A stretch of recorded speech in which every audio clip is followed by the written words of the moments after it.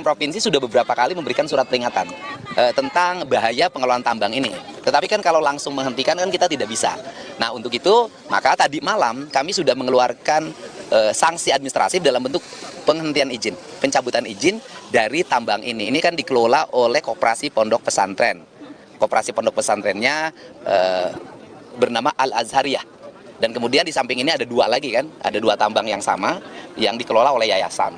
Jadi tiga-tiganya sudah kami tutup tadi malam. Pak, ini tapi kan informasi dari warga ternyata nggak cuma terjadi sekali kecelakaannya, tapi beberapa sebelumnya sudah pernah terjadi. Iya, tahu. Bisa dapat izin, Pak? Izinnya kan tahun 2020, saya belum jadi gubernur, Mbak. Artinya dari pihak Pemprov sendiri, apa keterangan yang disampaikan dari pihak Pemprov?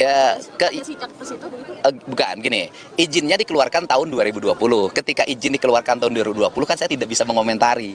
Izin yang 2020 kan saya menjabat 20 Februari tahun 2025 gitu loh. Kalau sejak saya memimpin sangat selektif, dan bahkan saya sejak memimpin tidak mengeluarkan lagi izin tambang, bahkan menutup. Kalau menutup saya banyak. Berarti untuk total berapa? Sudah ya? Berapa ini yang ditutup? Nanti tanya kepala SDM ya, kalau satu-satunya. Yang tapi beberapa tambang yang kemarin kan di Kerawang sudah saya tutup. Terus kemudian kemarin di Subang sudah banyak yang saya tutup. Di kemarin juga penambangan emas yang memiliki pengusaha WNA Korea Selatan saya tutup juga. Nah kemudian juga kita sudah menutup hampir ratusan tambang ilegal. Dan akan kita konsisten terus kita laksanakan penutupan di berbagai tempat, dan Pak Kapoldanya relatif tegas. Seminggu yang lalu kita tutup tambang yang ada di Tasik. Dan mungkin dalam waktu dekat kita lagi memproses pidana penambangan di Tasik. Jadi sudah banyak langkah yang kita lakukan, dan peristiwa ini peringatannya menurut keterangan Kepala SDM-nya juga baru kan, sudah beberapa kali diingatkan oleh Pemprov Jabar. Pak, sedikit kan, ini kan korban mungkin saja ini kepala keluarga. Ya. Banyak keluarga yang terdampak. Oke. Bagaimana dari Pemprov? Yang pertama bahwa korban ini bukan hanya pegawai, tetapi ada pedagang asongan kayak barusan punya anak 3. Terus kemudian juga ada mungkin sopir, mungkin kernet. Maka keluarga-keluarga yang ditinggalkan karena peristiwa musibah ini, kami menanggung biaya hidup untuk anak-anaknya.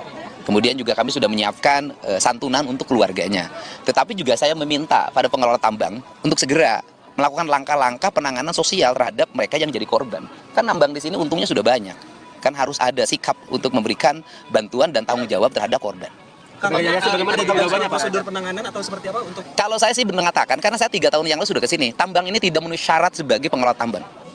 Karena 3 tahun yang lalu saya sudah datang ke sini, dan saya sudah menyatakan waktu itu tambang ini mohon ditutup. Karena jalan, Pak, tetap. Saya kan waktu itu belum jadi apa-apa, Pak. Gitu loh.